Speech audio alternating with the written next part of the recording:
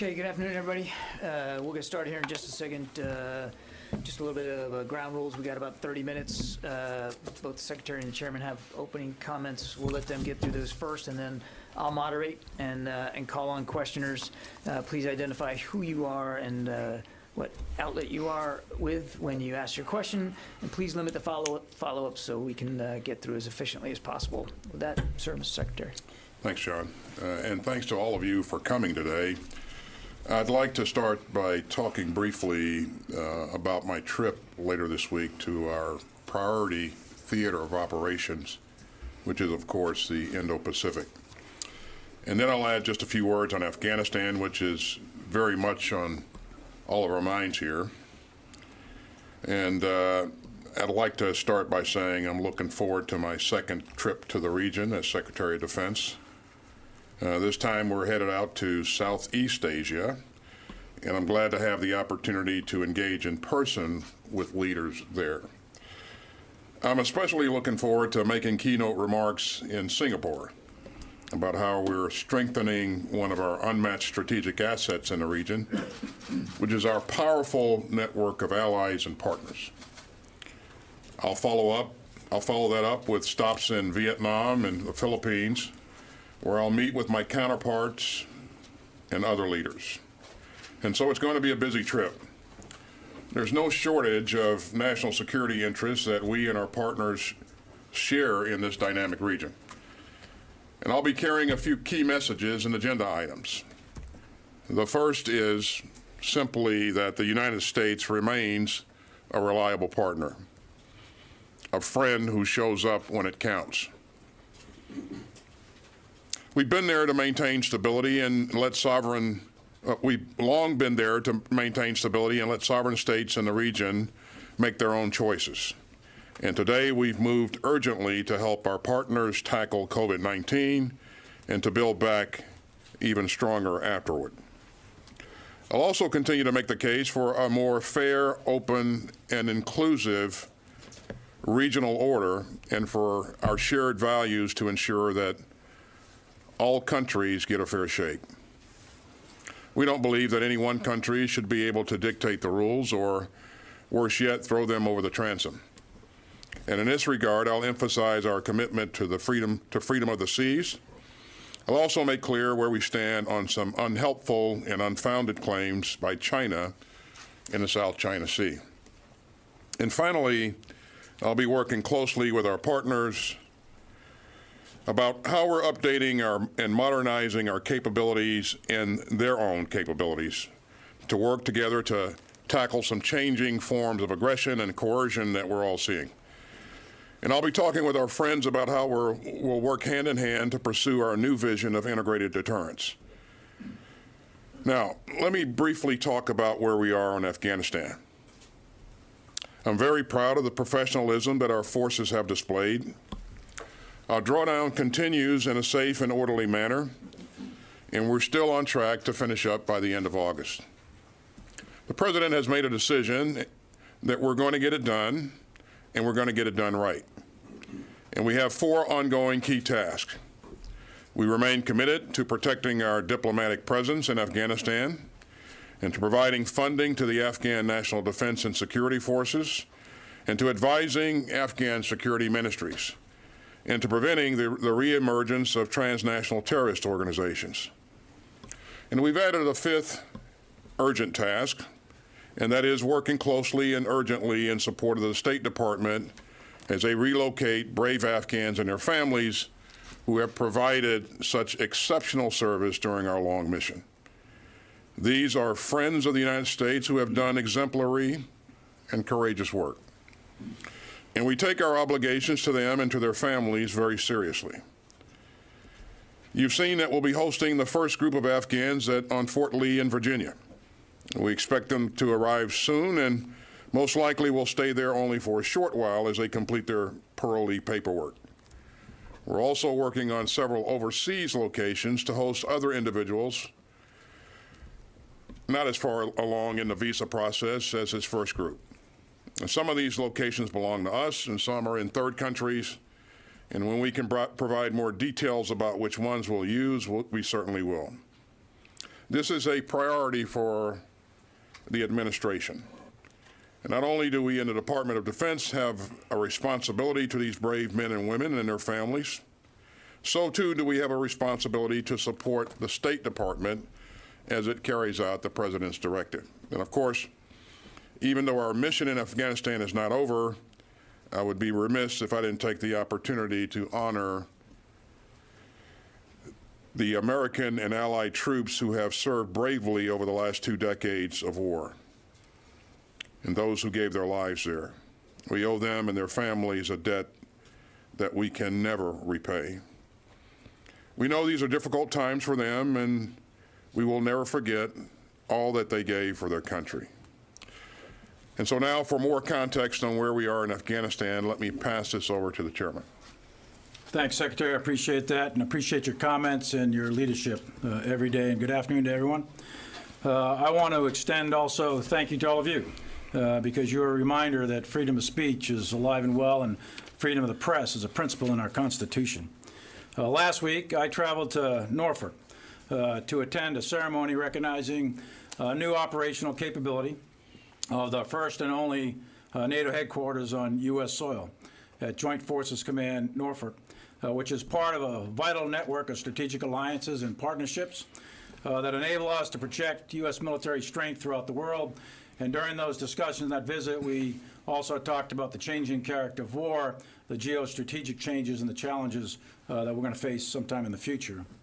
Also last week, the Secretary and I were honored to welcome home General Scott Miller from Afghanistan. And I want to publicly thank him one more time for his incredible leadership as the longest-serving commander in Afghanistan. Twice wounded in combat over the years, Scott Miller is American hero of the First Order. He is representative of the more than 800,000 service members who have served in Afghanistan across the last 2 decades, and we should always remember their faithful service. General Miller and his team, along with CENTCOM and many others in the Joint Force, have paved the path for a safe, orderly, and responsible transition. The sheer volume of movement involved in this operation has been extraordinary. 984 airlifts over the last less than 3 months have enabled us to reach almost 95% completion on the retrograde. To include equipment, we also moved 9,000 people, both civilian and military. Furthermore, all the military operating bases outside of Kabul have been fully transferred to the Afghan Ministry of Defense and the Afghan security forces. A small contingent of predominantly military personnel, but some civilians and contractors, along with Department of State, remain in Afghanistan to provide security and bolster our diplomatic presence in Kabul. The forces here are key to achieving the 5 ongoing tasks that the Secretary laid out in his comments. A major component of sustaining a robust diplomatic presence in Kabul is to maintain a functioning and secure airport in Kabul. So we continue to dedicate our security resources to that, to secure the embassy, to secure the international zone, and to secure HKIA, the international airport in Kabul, for our diplomats, our personnel, and our continued support to the government of Afghanistan. The Afghan security forces have the capacity to sufficiently fight and defend their country. And we will continue to support the Afghan security forces where necessary in accordance with the guidance from the President and the Secretary of Defense. The future of Afghanistan is squarely in the hands of the Afghan people. And there are a range of possible outcomes in Afghanistan. And I want to emphasize repeatedly, and I've said this before, a negative outcome, a Taliban automatic military takeover, is not a foregone conclusion.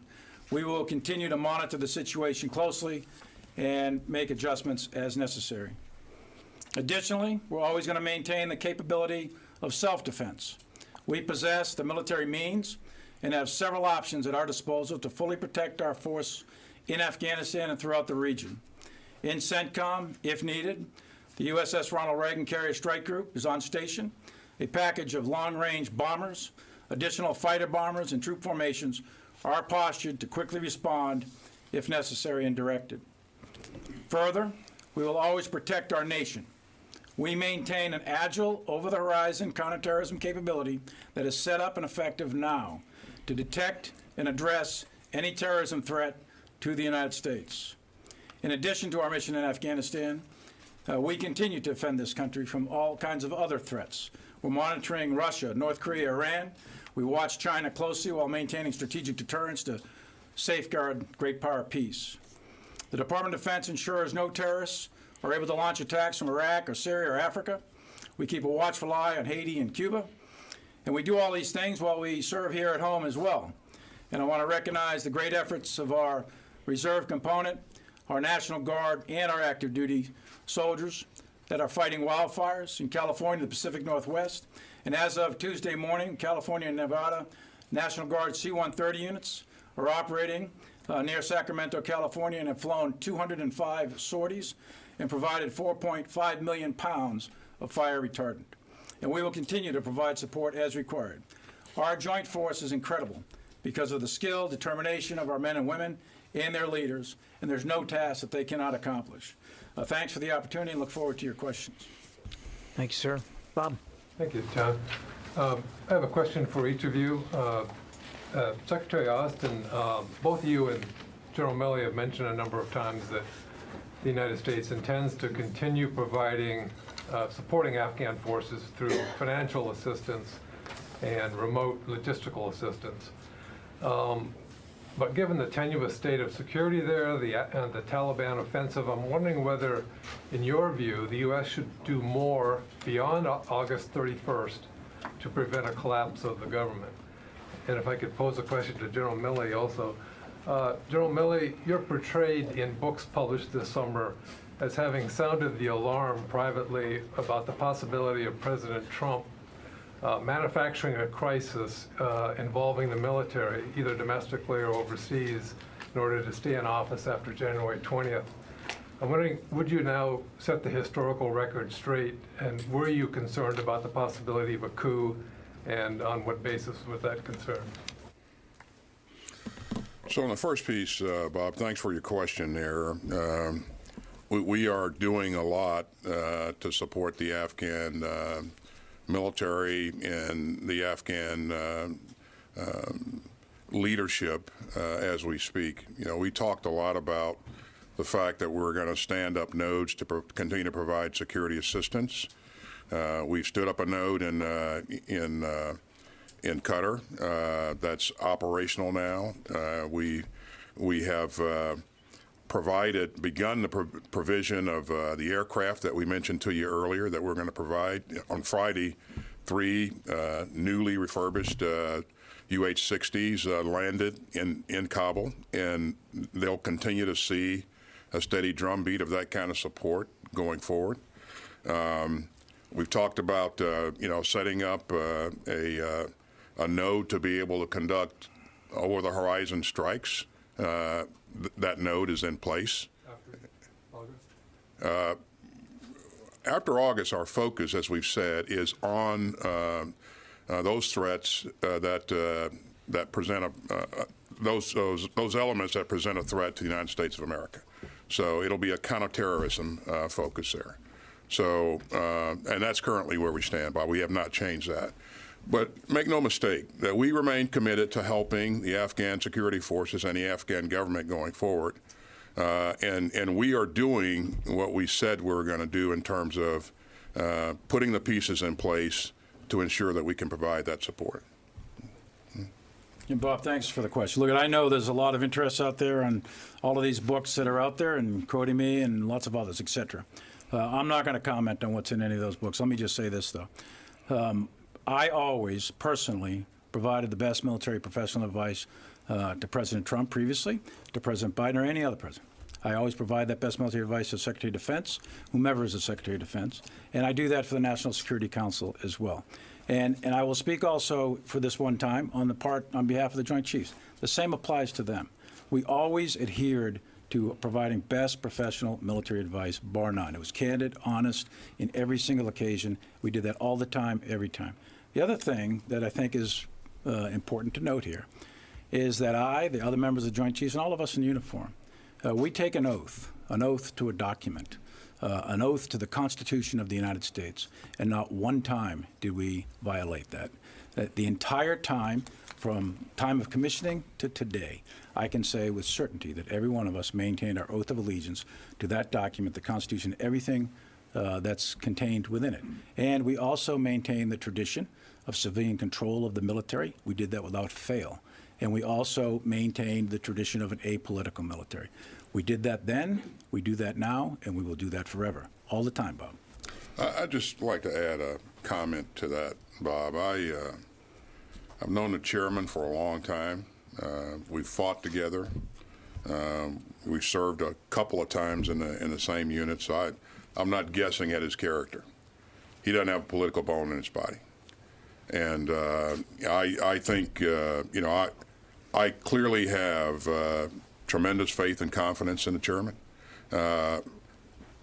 What I want to make sure we do is maintain our focus on the threats ahead, maintain our focus on our pacing challenge with China, and all the things that we're trying to do to make sure that this force is ready to meet the challenges of the future. Courtney? Secretary Austin, on Afghanistan, are you concerned that as the Taliban gain ground, that al-Qaeda will be able to move back in and be able to strengthen enough to attack the West? And if so, can you give us a sense of how long any estimates are before they will be able to have that capability? And General Milley, I know you don't want to talk about the book, but you have not denied any of the recent reporting that's been out there about you, including the comments, including some of the actions. And the American public and members of the military, because of your silence on it, in denying it, have no reason to believe that the vignettes are anything but accurate. So, looking back now, I know you said that you didn't violate and you maintained a political, but looking back now, were you too political at the time? And are you concerned about the message that sends to the rank and file? Yeah, Courtney, on your first piece and whether or not we're concerned about al-Qaeda coming back, that's something that we are watching very closely currently, and we will continue to keep an eye on. Again, our major focus going forward is to make sure that violence, terrorism cannot be exported from Afghanistan to our homeland, and so we'll maintain the capability to be able to not only observe that, but also address that if it does emerge. Taliban early on committed to not providing a safe haven for al-Qaeda. We expect for them to meet that commitment. If they want legitimacy going forward, I think that's something that they'll have to consider. That's one way to earn it, and so we'll see what happens. But most importantly, we will maintain the over-the-horizon capabilities to be able to address this threat or any threat if it emerges. You heard me say a while back that my rough estimate was that it would take 2 years for them to develop that kind of capability, and that it was a medium risk. I've not changed my my assessment there, but again, a number of things that could happen that could speed that up a bit or slow it down. So, Courtney, I hear what you're saying, but I'm not going to comment on any of the books. But I want you to know, and I want everyone to know, I want America to know, that the United States military is an apolitical institution. We were then, we are now. And our oath is to the Constitution, not to any individual at all. And the military did not and will not and should not ever get involved in domestic politics. We don't arbitrate elections. That's the job of the judiciary and the legislature and the American people. It is not the job of the U.S. military. We stayed out of politics. We're an apolitical institution.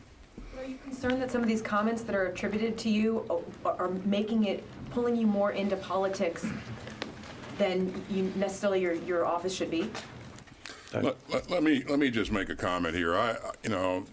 It's really important to me that this department remain apolitical, and so we're going to do everything within our power to make sure that our troops, our leadership, both civilian and military, remain focused on the task at hand and understand that they are not a part of the political apparatus there. So we will remain apolitical.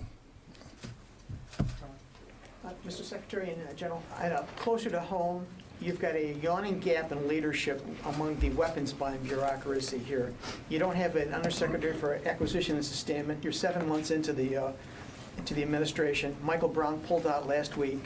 Your capable acting is leaving. How concerned are you? I mean, the Pacific's important, your trip's important, but the business of the department, a lot of money being spent here.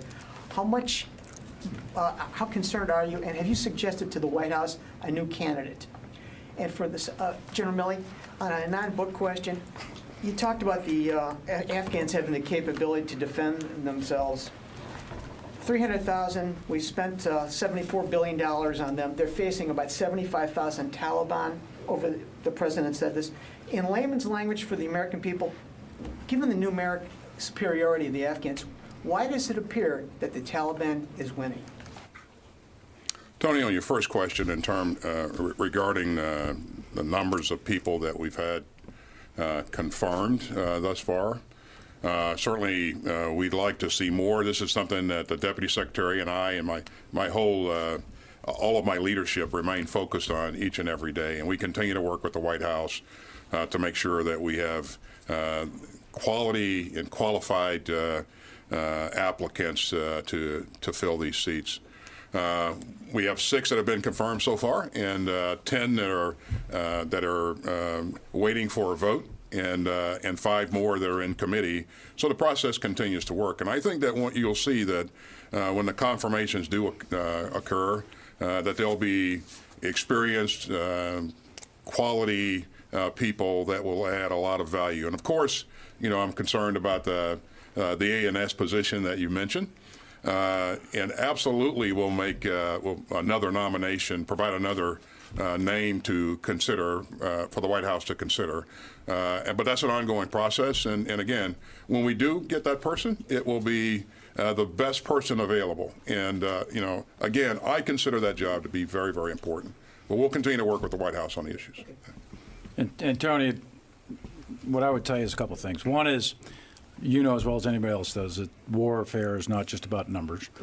So, yes, you cited some correct numbers there. And the Afghan security forces, writ large, the NDS, the police, the Army, et cetera, they're well-equipped. They've been well-trained over the years, the past 20 years, at great expense to the United States and other international allies.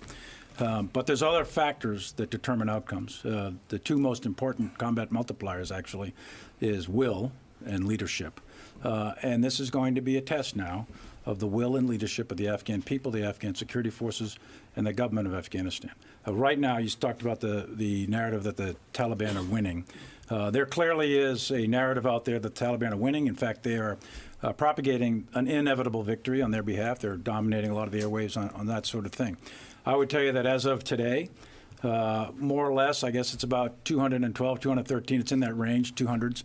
The district centers are in Taliban control. It's about half of the 419 that are out there. You've got 34 provincial capitals in Afghanistan. None of them have been seized as of today by the Taliban, although the Taliban is putting pressure on the outskirts of probably about half of them, 17 of them, in fact. And what they're trying to do is isolate the major population centers. They're trying to do the same thing to Kabul. And roughly speaking, order of magnitude, a significant amount of territory has been seized over the course of 6, 8, 10 months sort of thing by the Taliban. So momentum appears to be, strategic momentum appears to be sort of with the Taliban. The Afghan security forces, though, are consolidating their forces. So part of this is they're giving up district centers in order to consolidate their forces because they're taking an approach to protect the population. And most of the population lives in the provincial capitals and the capital city of Kabul. So they are right now, as we speak, adjusting forces to consolidate into the provincial capitals in Kabul. And that's why I say it remains to be seen over the rest of the summer. Right now, violence is relatively low because of Eid. But after Eid, we're going to find out. We're going to find out the levels of violence, whether it's going to go up, stay the same. There's a possibility of a negotiated outcome that's still out there. There's a possibility of a complete Taliban takeover or a possibility of any number of other scenarios, breakdowns, warlordism, all kinds of other scenarios that are out there. We're monitoring very closely. I don't think the end game is yet written. We only got time for a couple more. Barb?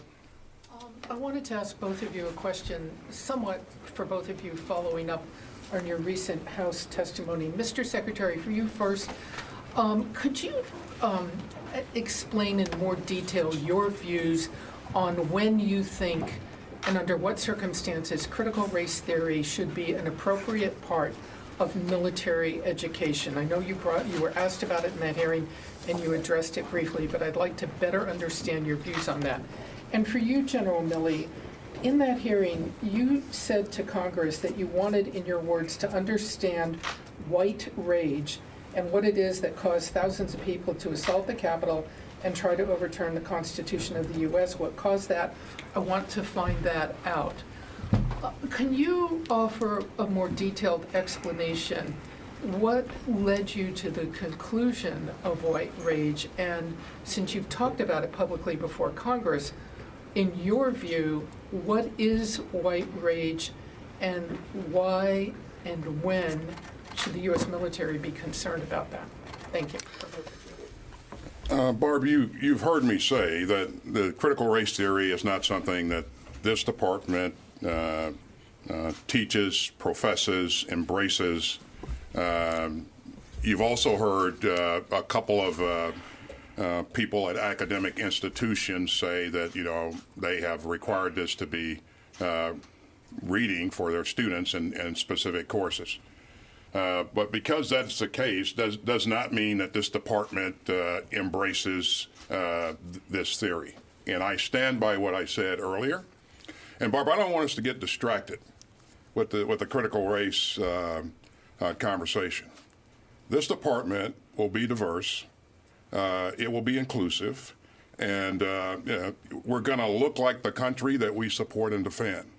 And you know, our leadership will look like what's in the ranks of our military. And so I'm committed to that. This department's committed to that. The chairman's committed to that. And that's what we're going to stay focused on. And so, you know, we're not going to spend too much time debating the merits of this theory or any other theory. We're going to stay focused on making sure that we create the right force to defend this country and promote our values. And I know that's important to you and all of you in this room as well, Barb. But I thank you for that question. So, Barb, in a minute or two left, first of all, I'm not going to address specifically white rage or black rage or Asian rage or Irish rage or English rage or German rage or any other rage, right? The events of the 6th of January happened. Those are all going to get sorted out. Historians will sort it out. Commissions will sort it out, and so on. But I do think it's important that we as a professional military not only understand foreign countries and foreign cultures and foreign societies. That's important that we do that. But we also need to understand our own society and understand the soldiers, sailors, airmen, Marines, and the society they're coming from. And I think that's important for leadership to study. Thank you. Sir, you said the words white rage. Yeah, and I said I'm not going to discuss it right now. I think it's a very complicated topic, and we don't have the time to go into the nuance of it right this minute. I can do that later. I'll be happy to do that later. But right now is not a good time to do that. It's too complicated. We've only got time for one more, guys, and I want to get to over here. Rio, go ahead. Yeah. Oh, thank you for taking my question. My name is Ryo Nakamura with Japan's Nikkei Asia. Yeah, I have a question to both of you, to Secretary Austin. On your trip to Southeast Asia, China continues to militarize the South China Sea despite the U.S. freedom of navigation operation, military exercises, and security cooperation with allies and partners in the region. So what will you do differently to change the trajectory of China's behavior in the South China Sea? To General Milley, on Taiwan, you mentioned in the House Armed Service Committee last month, China intended to develop the capabilities to seize Taiwan by 2027. Do you feel a sense of urgency that the U.S. and allies in the region, such as Japan, should develop operational plans and conduct joint military exercises for contingency in the Taiwan Strait? Thank you. So on the importance of freedom of navigation of the seas and the skies, this is really important not only to the United States of America, but to all of our allies and partners in the region and around the world. And so what we have done and what we will continue to do is to work with our allies and partners to make sure that we can navigate, the skies and the seas, to the degree that we should have the right to, in accordance with international law, and so our emphasis will remain on that, and our emphasis will also remain on making sure that we keep those alliances strong, and that our allies and partners know that they can count on us going forward. And that's the message that I'll take to the theater.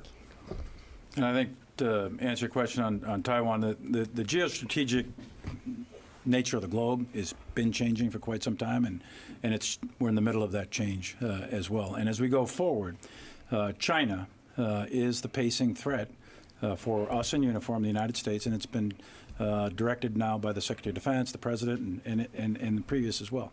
So we are gearing our capabilities, our programs, our training, our knowledge, our skills, our attributes, et cetera, militarily with China in mind. There's no question about it. And we will work very closely with Japan, with other countries, South Korea, Philippines, Australia, other allies and partners in the region to ensure that we have the proper capability to deal with it, whatever comes to us in the future. Thanks, everybody. I'm afraid we have to go now. Appreciate it. Thanks very much. No, sorry, we got to go. Sorry about that. Sorry. Defend the teaching of political race theory. People here from critics.